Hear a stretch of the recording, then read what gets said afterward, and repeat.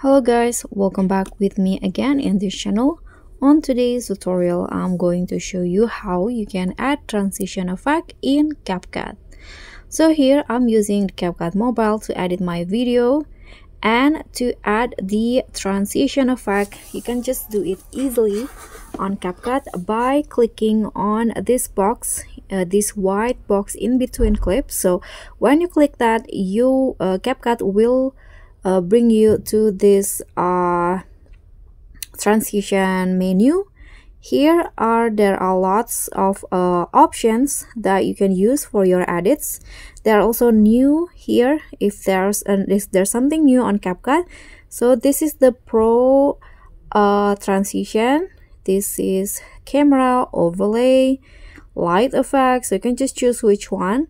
I'm going to try the light effect first. Let's use this one. Here you can just adjust the length of the transition to add to your edits.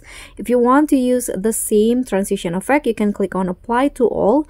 But if you want to use a different transition effect for each clip, you can just click on the check icon first, then click on the next white box, the next transition, and here choose the other transition that you want to use.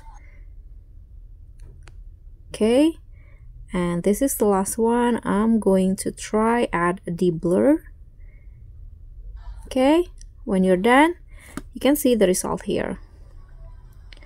So guys, that's all for me. Thank you so much for watching. Don't forget to like, comment, and subscribe, and also click on the thanks button below.